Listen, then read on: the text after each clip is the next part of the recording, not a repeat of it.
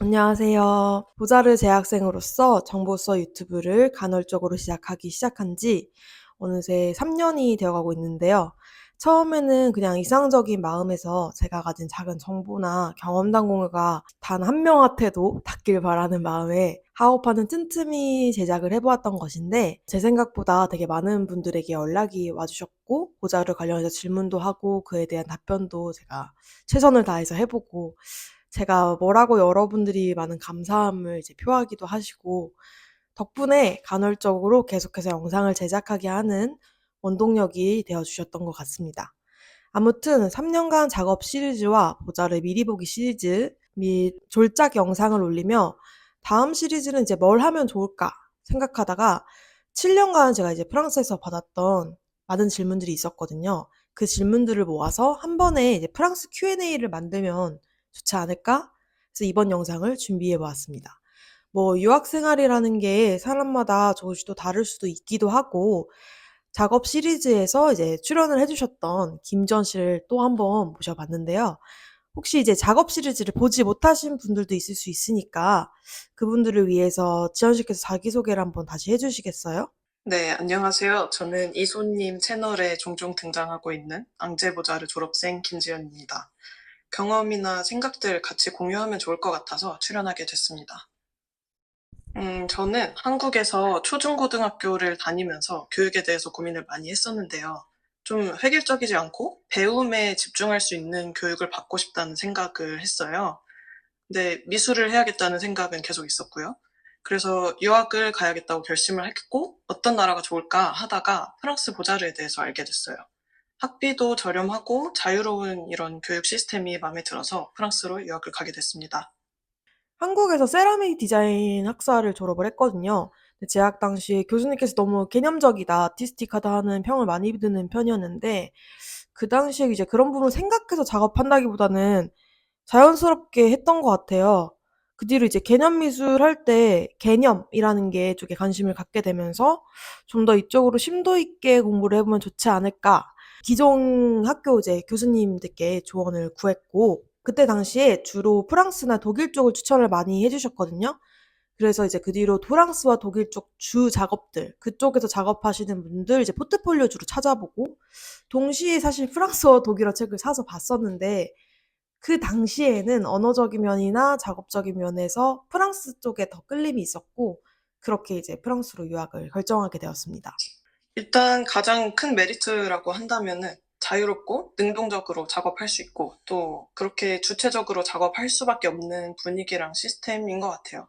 그리고 저렴한 학비도 있고요. 그리고 예술학교인 만큼 뭔가 현대미술에서 중요시하는 어떤 개념적인 부분에 집중해서 연구할 수 있게 하는 그런 교육이 뭔가 다른 나라들보다도 프랑스가 가진 특징이지 않을까 싶어요. 그래서 학교 아틀리에에서 또 다양한 테크닉을 접할 수도 있고 원하는 테크닉 이용해서 자기 작업 구현할 수 있는 것도 좋았어요. 학교에 전시 공간도 되게 많이 있어서 그런 것들 이용해서 공간이랑 자기 작업이 어떻게 상호작용을 하는지 실험도 해보고 연구할 기회도 많았어요. 그래서 빌렁이나 에스파스 크리틱이라고 저희 학교에 있는 프로그램인데 그거랑 디플롬 이럴 때 등등 설치해서 발표할 일들이 많은데 뭔가 한국 미대 졸전에서는 한 사람이 차지할 수 있는 공간이 작은 데 비해서 프랑스 보자르에서는 좀 더 큰 규모의 공간을 쓸 수가 있었어요. 저는 한국에서 미대를 다녀보진 않아서 예송 언니가 양쪽의 장단점을 잘 설명해 줄 것 같습니다. 개인적으로 저는 이제 한국과 프랑스 학사를 양쪽에서 나오다 보니까 장단점이 되게 명확하거든요.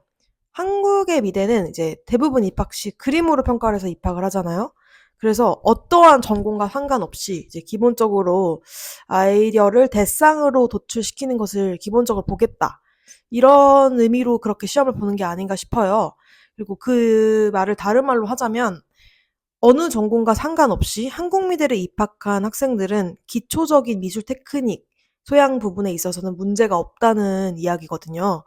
그래서 실제로 저는 이제 공예에도 걸치고 있는 세라믹 디자인 전공자로서 이 전공에 있어서 테크닉 부분적인 것은 학사만을 졸업을 해도 전문가에 합당하고 그만한 전문 테크닉 구사자가 될 수 있다는 게 되게 장점인 것 같고요. 근데 이제 한국 미대를 다닐 때는 다양한 테크닉을 선택을 할 수가 없어요. 모두 다 구사하는 거를 기준으로 가르치고 있고 그렇게 디플롬을 보기도 하고 그래서 그에 따라 연습이라는 명목의 과제량이 정말 어마합니다. 사실 며칠 잠을 이제 못 잘 만큼 양이 많아서 대부분 이제 미대를 다녀본 학생들은 과제량이 너무 많아서 잠을 못 잤다 이런 얘기를 많이 하거든요. 이제 프랑스 보자르 같은 경우에는 저의 학사 전공이 또 공예 분야이기도 한 텍스타일이었는데요. 처음에 좀 놀랬던 게 다양한 테크닉을 그냥 하루 안에 그냥 맛보기 정도로 보여주시고 각자 그 테크닉이 작업에 쓸 거면 쓰고 각자 시간 이제 들여서 연습하고 연마해 가고 그래서 이제 실제로 보자르 학사를 졸업하고 좀 속으로 한국의 텍스타일 학사 졸업한 친구들과 비교 아닌 비교를 좀 하긴 했던 것 같아요. 내가 과연 이제 이 테크닉 전문가인가?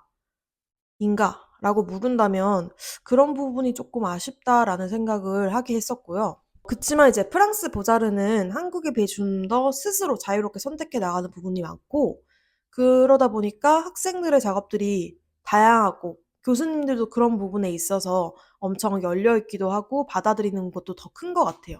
그래서 프랑스 보자르에 입학만 하면 뭐 창의적이고 개념적이고 뭐 그렇게 된다라는 거에는 사실 동의를 하지 않는데 일단 환경적으로는 그런 환경에 많이 노출이 될 수밖에 없는 것 같아요. 그리고 보자르가 한국 미대에 비해 발표를 하는 시간이 정말 월등히 많습니다. 그 말은 이제 자기 작업을 직접 입으로 뱉어내 볼 수 있는 시간이 많고 그러다 보니까 보자르 학생들의 개념적인 부분이 좀 더 심도 있게 연구가 되지 않나 싶습니다. 실제로 교수님의 크리틱을 한국에서는 메모하고 경청하고 있는 입장일 때가 많았는데 프랑스는 좀 더 토론적인 느낌이고 그 토론을 통해서 작업의 개념을 좀 더 깊게 생각하게 되는 것 같습니다. 저는 사람마다 작업에 있어서 이제 무엇을 중점적으로 두고 학교에서 공부를 하고 싶은가에 따라서 프랑스 미대가 낫냐, 한국 미대가 낫냐로 이제 갈릴 것 같아요. 간혹 보자르가 한국 미대보다 훨씬 싸니까 왔는데 시설이 한국 미대보다 안 좋았다. 뭐 이렇게 말씀하시는 분들을 본 적이 있어요. 네, 한국 미대는 이제 돈을 더 내는 만큼 이제 그만큼 시설이 좋아질 수밖에 없는 거고 이처럼 본인이 이제 학교에서 원하는 삶이 어떤 것인지 좀 먼저 생각을 해보고 한국 미대를 갈지 프랑스 미대를 갈지 결정하는 게 맞지 않나라고 생각을 합니다. 아, 사실 이 질문 받고 저는 미국 대학이랑 헷갈리셨나? 입학도 쉽지 않을 텐데 약간 이 생각을 했거든요. 네. 졸업은 아마도 한국보다는 좀 어려워서 그런 말이 도는 게 아닐까 싶습니다. 입학도 쉽지만은 않고요. 졸업도 엄청 어렵지는 않아요. 그래서 일단 입학부터 말해보자면은 신입학 기준 서류랑 자소서, 레트르 드 모티바시옹이라고 하고 그리고 포트폴리오, 면접, 실기시험, 필기시험, 언어시험 이렇게 보고 들어가는데요. 쉽다, 어렵다의 기준이 사람마다 다르기는 한데 제 기준에는 좀 준비할 게 많긴 하지만 못할 정도는 아니다. 뭐 하면 다 된다 이렇게 생각을 해요. 그리고 졸업에 대해서 소문이 무성한데요. 졸업이 어렵다는 말이 졸업을 안 시켜주고 다 잘라버린다는 뜻은 아니에요. 그리고 물론 한국처럼 웬만하면 다 졸업을 시켜주지는 않고요. 유급도 있고 퇴학도 간혹 있지만 비율은 낮아요. 유급 퇴학이라는 제도도 사실 그렇게 겁낼 정도는 아닌 것 같거든요.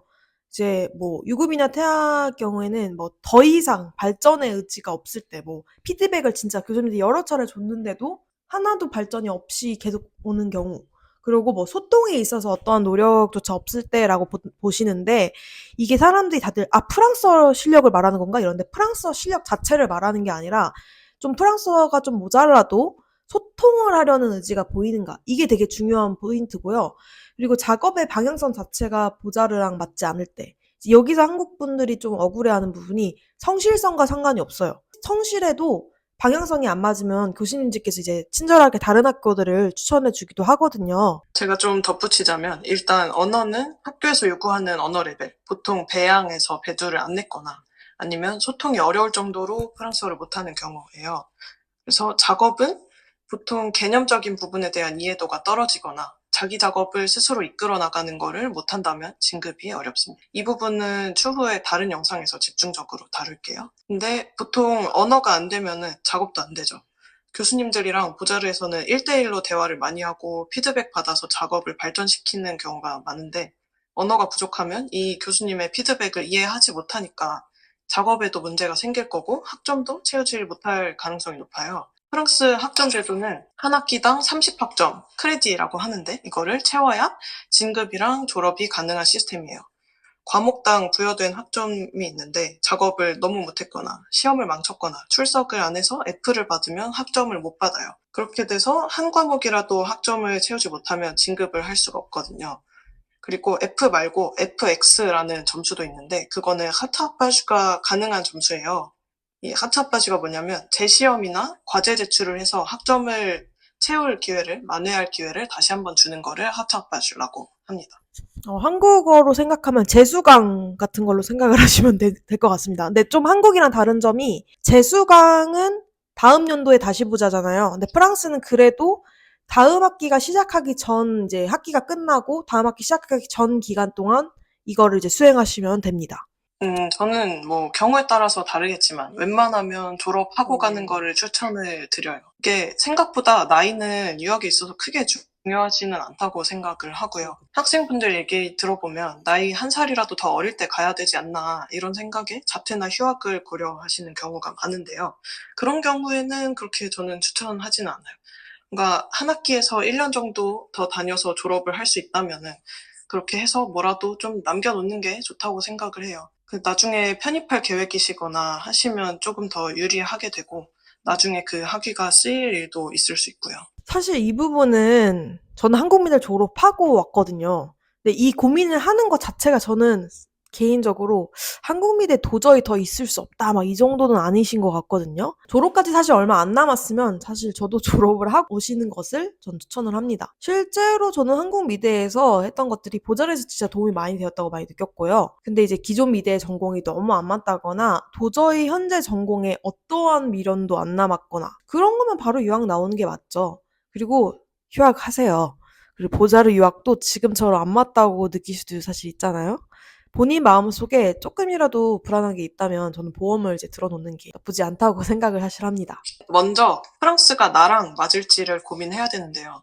교육, 행정, 문화, 언어, 자금 계획 이거 말고도 기타 등등 뭔가 미래를 보았을 때 프랑스 유학을 가는 게 나한테 괜찮은 선택일지를 알아야 돼요. 그래서 그렇게 고민을 해서 유학을 결정을 했다면 일단은 프랑스어 공부부터 시작하세요. 맞아. 프랑스어 공부는 진짜 아무리 많이 한들 부족하면 부족했지 절대 넘치지 않아요. 그래서 프랑스어 배우시면서 포트폴리오 준비하시면 됩니다. 저도 사실 이 질문에 대한 답으로 이제 언어를 진짜 첫 번째 무조건 언어라고 생각을 했거든요. 이제 프랑스 유학을 어학부터 할지 아니면 한국에서 준비를 하고 갈지를 먼저 생각을 해야겠죠? 그래서 현지에서 언어를 배우려고 이제 어학부터 할 거면 유학원을 가서 편하게 어학원과 뭐 집을 알아보거나 어학연수 경험 블로그를 이제 참고해서 발품을 처음부터 끝까지 해서 팔면서 이제 계획하는 방법도 있어요. 그리고 한국에서 프랑스어를 할 거면은 일단 언어를 공부하면서 갈 학교를 알아보고 뭐 그 학교에서 요구하는 게 뭐가 있지 이런 거를 정리해 두고 준비하고 그렇게 하시면 될 것 같습니다. 프랑스 그리고 갈 때 여러분들이 착각하는 게 비자는 합격증이 아니라 등록증이 있어야지 비자 신청을 할 수 있거든요. 그래서 좀 시간을 좀 여유롭게 잡고 잘 알아보고 준비를 하셨으면 정말 좋겠습니다. 저는 뭐 프랑스어를 잘 하시고 꼼꼼한 성격이라면은 가능하죠. 사실은 90% 정도는 솔직히 유학원 끼는 거를 추천을 드려요. 그러니까 내가 상위 10%의 꼼꼼함과 프랑스어 실력을 가졌다고 판단을 하신다면 혼자 준비해도 될 것 같은데 사실은 출국 전에 진짜 할 일이 엄청 많거든요. 그래서 웬만한 꼼꼼한 사람도 머리가 터져요. 혼자 준비하는 경우를 봤어요. 봤는데 뭐 언어 실력이 최소 난 배양이다 이러고 막 블로그 찾아가면서 잘 준비해 오시는 분들도 있었지만 아예 언어가 안 되시는 분이 혼자 준비하다가 뭐가 조금 잘못돼 가지고 뒤늦게 이제 울면서 유학원을 끼고 준비하시는 경우도 봤거든요. 그래서 이제 저 같은 경우에는 유학 준비 당시에 제가 일을 하고 있는 중이었어서 시간이 남들보다 좀 부족하기도 하고 언어도 안 돼 있는 편이고 그래서 유학원에 이제 돈을 내고 좀 더 편안하게 준비를 했고요. 본인이 언어를 좀 할 줄 알거나 뭐 진짜 아까 지연 씨가 말한 것처럼 '난 정말 꼼꼼한 성격이다.' 이러면은 뭐 요새 블로그에 정말 자세히 해 두신 분이 많아서 그거 보고 뭐 하셔도 괜찮을 것 같습니다. 그리고 그거 말고도 유학원을 거쳐야만 등록이 가능한 어학원이나 숙소가 있어요. 기숙사 같은데. 그래서 유학원을 거쳐야지만 더 저렴하게 등록할 수 있는 경우들도 많고, 그래서 웬만하면 유학원 도움을 받는 거를 추천을 드려요. 근데 이거 최신 정보인데요. 오. 2025년 9월부터 유학원 같은 이런 아정스들을 통해서 크루즈나 이런 국립 기숙사들 등록을 못하게 법이 바뀌었다고 하더라고요, 프랑스에서. 그러면 이제 유학원의 메리트는 사설 기숙사 등록밖에 없는데, 사설은 애초에 국립보다 비싸기 때문에 자기가 원하는 도시를 정하셨으면 어학원이나 숙소가 어딘지에 따라서 유학원을 통할지 말지 결정하시면 될 것 같아요. 뭐 가서 알바를 할 수는 있지만 학생 비자로 나가면 주 최대 근무 가능한 시간이 얼마 안 돼요. 1년에 964시간으로 정해져 있는데, 그렇게 주 단위로 환산을 하면 주 21시간이 되거든요. 그래서 시간이 얼마 안 되다 보니까 보통 한국인들은 한식당이나 일식당 아니면은 배달 알바, 베이비시팅 이런 종류의 아르바이트들을 하는데 시급이 낮죠. 시급도 낮고 일할 수 있는 시간도 얼마 안 돼서 뭔가 본인이 가진 다른 기술이나 능력이 있는 게 아니라면은 알바만으로 생활하기는 불가능은 아니지만 좀 어려워요. 그래서 돈을 모을 수 있으면 최대한 미리 모아서 오시는 거를 추천을 드릴게요. 사실 저는 이 질문에 대해서 비자를 받을 초기 자금도 난 없다 이 정도면 네, 사실 돈을 좀 벌고 오는 게 맞죠. 근데 만약에 당장 나갈 초기 잔금은 있어. 근데 프랑스에 와서 생활비가 문제다. 이러면은 알바를 하면서 생활하시는 분들이 좀 봤거든요.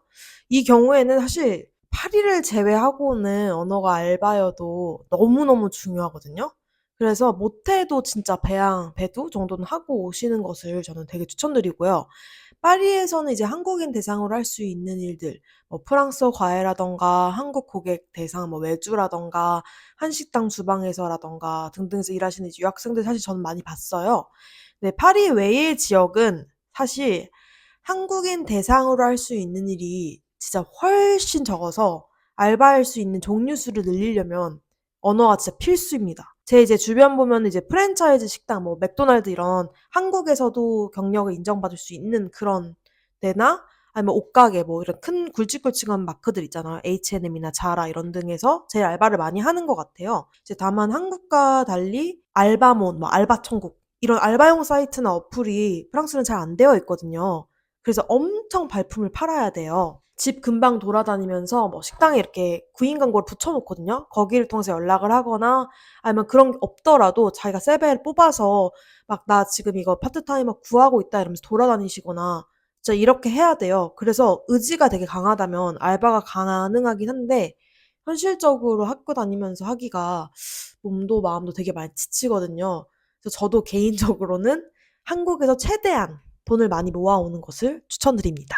사실 한국에서 구할 때 가장 큰 걱정은 방을 직접 방문해서 볼 수 없다는 점이겠죠? 그래서 안정성을 높이기 위해서는 지인을 통해서 구하거나 유학원에 연결된 매물들 아니면 뭐 학생용 기숙사에 계약을 하는 거를 추천하긴 하거든요. 유학생 중에 아는 분은 처음에 올 때 집을 안 구하고 오고 에어비앤비를 기로 이제 지내고 거기 프랑스에 와가지고 발품 받고 구하기 시작하는 경우도 보긴 했던 것 같습니다. 한국에서 프랑스에 있는 집 구하는 방법들은 예를 들면 프랑스존이나 푸잘사 같은 한국 사이트들에서 구하는 방법, 그리고 지인을 통해서 지인 있으시다면 그렇게 구하는 방법, 그리고 르봉꾸앙이라는 프랑스 중고 거래 사이트가 있어요. 여기서도 집을 되게 많이 거래가 오가서 이런 방법들이 있고요. 유학원을 통하거나 아니면 혼자서 사설 기숙사에 등록하는 방법이 있어요.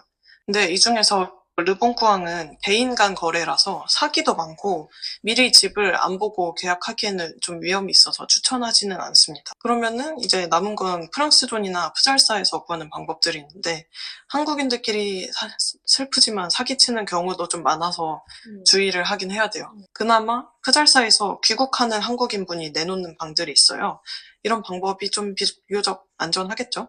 그래서 사기 같은 경우도 바로 돈부터 요구하시는 분은 100% 사기거든요. 돈부터 요구하는 사람들은 맞아요. 그냥 믿고 걸으시면 돼요. 그리고 네. 일반적으로 이제 프랑스에서 집을 구할 때는 뭐 아정스 이모빌리에나 르봉꽝 사이트를 통해서 이제 이게 가장 흔한 방법인 것 같고요. 간혹 아정스가 프랑스인 보증인이 없다 이러면은 아예 비지트 성대보를 아예 안 잡아주는 경우도 있거든요. 근데 그럴 때는 이제 국가 보증인인 비잘이나 6개월에서 1년치 월세를 묶어두는 은행 보증 등의 방법도 있어요. 이거를 해가지고 계약을 따낼 수도 있습니다.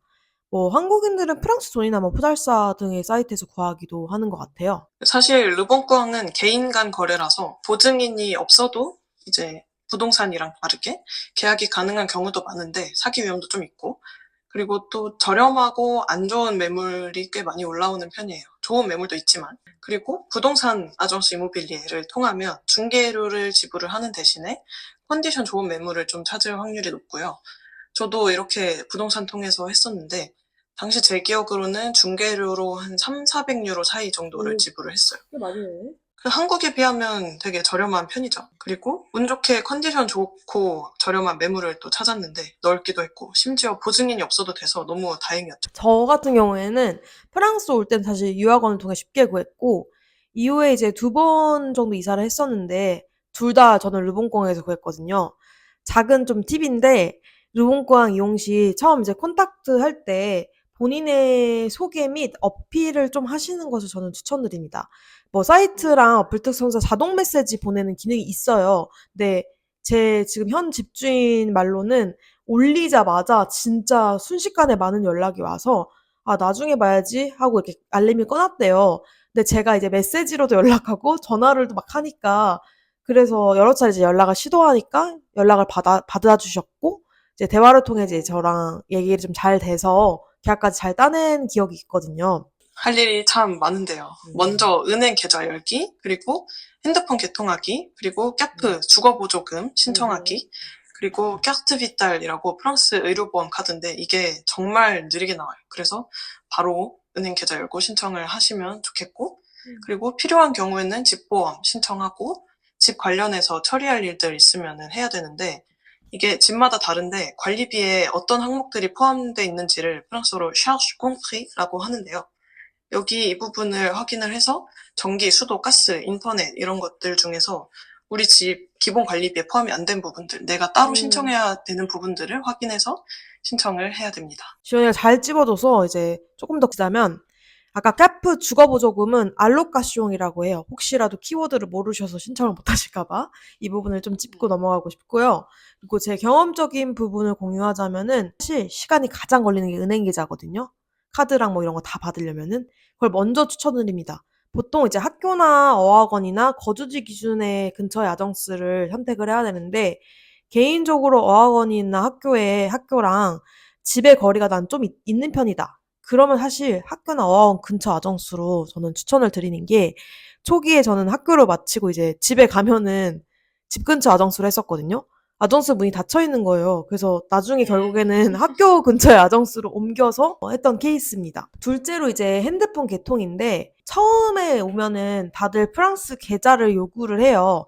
근데 프리라는 이제 통신사만 그거를 요구를 안 하고 카드로만 할 수 있었거든요.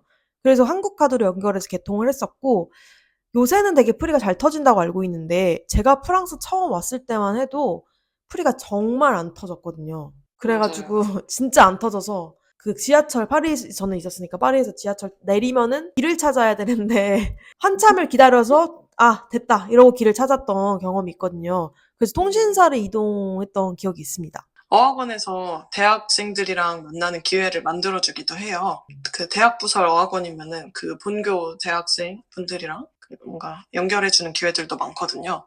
그래서 초반에는 그런 것들 잘 이용해보면 좋고요.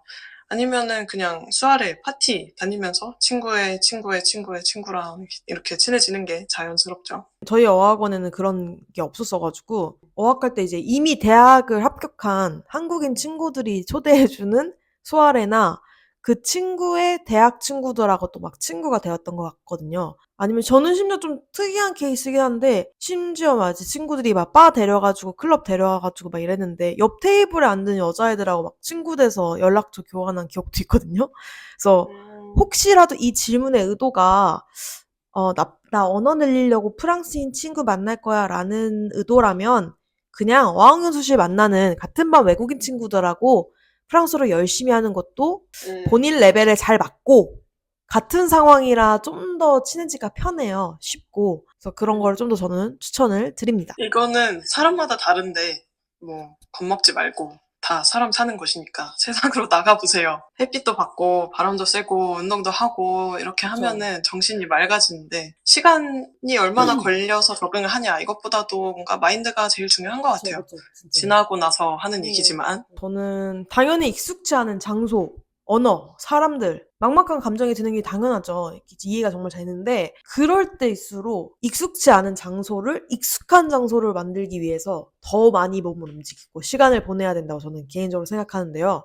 이제 집 주변에 무엇이 있는지 동네 산책을 하고 새로운 것에 겁내지 않고 시도해도 보고 지내다 보면 이제 언젠가 이게 내 집이다, 내 동네 같다 이런 기분이 드는 날이 오거든요. 사실 맞아. 저는 진짜 딱 비행기 타고 내려서 도착한 당일에 짐 안 풀고 동네 한 바퀴로 돌아서 동네에 어떤 게 있고 내가 자주 방문할 만한 게 있는가를 먼저 살폈었거든요. 이제 어학원이나 음. 학교 간 날 첫날에도 그 학교 근처를 산책을 했어요, 저는. 그러면서 예를 들어 뭐 저기 카페 나중에 가봐야지 하고 구글 맵에 저장해 두고 틈틈이 시간 날 때마다 방문을 했던 것 같아요. 그래서 이게 뭐가 되게 중요하냐면은 내가 뭐뭐 할 때, 뭐 우울할 때, 뭐뭐 할 곳, 힐링할 곳, 이런 게 생기는 게 그 공간에 되게 애착을 갖게 하는 시작점인 것 같거든요. 그래서 가만히 우울해 있지 말고 몸을 움직이고 새로운 것을 마음껏 받아들였으면 좋겠습니다. 옷은 뭐 대부분 학생분들이 돈이 없으니까 음, 스파 브랜드나 아니면 빈티지 샵에서 사던데 가격대가 좀 괜찮은 동네 편집샵 음, 발굴해 놓으면 좋거든요. 프랑스는 프랜차이즈보다 개인 부티크들이 많아서 이런 거 구경 다녀보시면 되게 재밌어요. 저도 가격대 좀 적당하고 특이한 옷들 파는 편집샵 자주 가던 데가 있거든요. 그리고 생활용품 같은 경우는 저는 4년 내내 엉주빈이었다 보니까 부샤가밖에 모르는데요. 이거 말고도 여기는 체인점인데 말고 살고 계신 동네에 생활용품 가게들 음, 개인이 운영하는 데 많으니까 이런 데 한번 발굴해보세요. 그리고 앙제는 없었지만 좀 큰 도시에 사신다면 이케아가 짱이죠. 지역마다 진짜 다른 것 같아요, 뭐. 근데 뭐 굵직굵직한 가구들은 어느 도시에 살든 배달이 가능한 이케아를 많이 쓰시는 것 같고, 사실 사람들이 잘 모르는데, 브리콜라주 상점도 있잖아요. 뭐, 르호아 메랑이라든지, 꽁푸하마, 뭐, 무슈 브리콜라주. 이런 데에도 가구들이 있어요. 심지어 싸요, 되게. 음, 그리고 재질도 나쁘지 않고요. 그리고 그 외의 생활용품은 사실 뭐 큰 마트, 에마, 부샤하, 아시엔엠 홈, 자하홈 뭐 이런 데도 있고 프랑스에는 이제 개인이 운영 아까 지연이가 말했던 홈데코 상점들이 정말 많거든요. 그래서 그런 거 좀 돌아다니면서 구경하시면 좋으실 것 같고 뭐 예쁜 옷은 뭐 한국인이 알만한 스파 브랜드 한번 짚고 넘어가자면 H&M, 자라, 베시카, 프렌베어, 코스, 애나더 스토리즈, 망고, 에탐, 뭐 유니클로 이 정도는 도시마다 좀 다르지만 프랑스에도 있는 브랜드들이고요. 프랑스 와서 알게 된 스파 브랜드들은 까시까시랑 핌키, 프로모드 이 정도인 것 같아요. 특히 프로모드를 저는 좀 가격대는 스파 브랜드 치고 좀 있지만 질이 되게 좋아서 좀 추천하고요. 음. 요새 뭐 프랑스도 인터넷 쇼핑이 드디어 활성화가 돼 가고 있어서 드디어 뭐 아소스 영국 기반의 뭐 쇼핑몰인데요. 거기랑 잘란도라는 쇼핑 어플이 있어요. 거기서 다양한 브랜드를 한 번에 보고 쇼핑을 할 수가 있거든요. 그리고 저도 어 그때 맞아. 잘란도로 잘란도. 쇼핑 좀 했었어요. 네. 저는 사실 되게, 아소스파예요.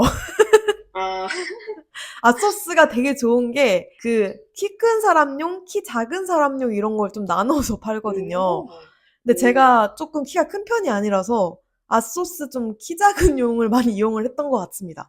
그리고 아, 빈티지를 좋아한다면 여긴 빈티지 천국이거든요. 프랑스에 정말 다양한 빈티지샵도 많고 개인이 운영하는 편집점도 맞아. 아까 말했듯이 많은데 한국과 다른 점은 지연이가 아까 말했던 그 가격대가 괜찮으라고 말했던 이유가 보세 옷가게들이 대체적으로 오히려 가격대가 높아요. 음. 대신에 한국과 다른 점은 이제 편집사별로 컨셉이 되게 명확하고 유니크한 옷들이 되게 많은 편이긴 하니까 그런 거 좀 구경하시면 좋으실 것 같습니다. 저는 미술인으로서 미술 행사 가보는 거를 추천을 드려요. 음, 그래서 베니스 비엔날레나 카셀 도큐멘타, 음, 그리고 민스터 조각 프로젝트, 아니면 프리즈 아트페어, 피아, 음. 파리 아트페어, 그리고 스위스 바젤 아트페어. 이런데 유럽에 있을 때 많이 누리세요. 되게 지연식에서 되게 건전한 여행에 대해 추천을 해줬는데 사실 저는 여행은 힐링이라 생각하는 파라서 되게 네. 전혀 다른 답변을 준비했거든요. 저는 이제 유학의 되게 가장 큰 장점은 저희가 유럽에 있는 거잖아요. 그래서 우리가 한국에서 일본 가듯이 유럽 내 이동은 시간도 덜 걸리고 비용적으로 저렴하니까 정말 다양한 여행을 쉽게 갈 수 있는 그게 되게 큰 메리트인 것 같거든요. 그래서 음. 저도 이탈리아, 스페인, 네덜란드, 체코, 독일, 벨기에, 안도라 뭐 등등 틈틈이 여행을 되게 많이 다녔거든요. 근데 개인적으로 저희는 프랑스어 구사자잖아요. 그래서 프랑스 여행도 저는 정말 추천드립니다. 저는 이제 파리 살 때는 주로 북쪽이나 북서쪽 여행이 좀 가까우니까 많이 다녔고, 현재 살고 있는 곳에서는 서부나 남서쪽이 가까워서 그쪽으로 여행을 주로 다니는데요. 저는 이제 프랑스 내에서는 뭐 파리, 앙제, 낭트, 알롱송에는 거주를 해봤었고, 여행으로는 정말 많은데, 사실 소도시까지 하면 정말 정말 많은데, 좀 굵직굵직한 도시만 여러분들 여행 갈 수 있게 좀 얘기를 해드리자면, 릴, 에트르타, 옹플레르, 도빌, 몽쉘미셸, 헨, 보르도, 몬펠리에, 툴루즈, 뿌아티에, 리모즈, 리옹, 스트라스부르, 콜마르, 안시, 라호셸 등등을 방문했었거든요. 근데 정말 도시 간에 있는 작은 소도시도 기차가 보통 가니까 그런 도시들도 저는 추천드립니다. 저는 정착 초기 팁이라는 게 되게 너무 제네럴한 질문이긴 했는데, 많은 것을 보고 느끼기, 뭐 새로운 것을 받아들이는데 겁내지 말기, 뭐 그럼에도 불구하고 자신만의 뭐 심지나 이런 거를 잊거나 잃지 않고 살았으면 좋겠습니다. 맞아요. 뭔가 지금까지 보고 듣고 내가 경험했던 세상이라는 진짜 180도 달라진 세상이 음, 펼쳐지니까 처음에 당연히 당황스러울 수도 있고 뭐 신나기도 할 건데 그래도 잘 적응해서 살아가는 데에는 무엇보다도 음, 건강한 몸에 깃든 건강한 정신이 중요하겠죠. 음. 그래서 겨울에는 비타민 D랑 마그네슘 진짜 꼭 챙겨 드세요. 현실적인 이게 조언이네요. 겨울에 해가 잘 안 나니까. 자, 이렇게 이제 지연 씨와 저와 함께 프랑스 유학 준비나 프랑스 정착 초기 단계에서 할 만한 질문들을 다 모아가지고 답변을 해봤는데요.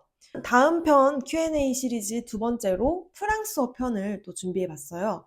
그 프랑스어 편에서 또 지연이랑 이렇게 답변을 해볼 테니까 그 영상 조금만 기다려주시면 감사하겠습니다. 그러면 감사하겠습니다. 네. 그러면은 곧 봬요. 안녕! 안녕.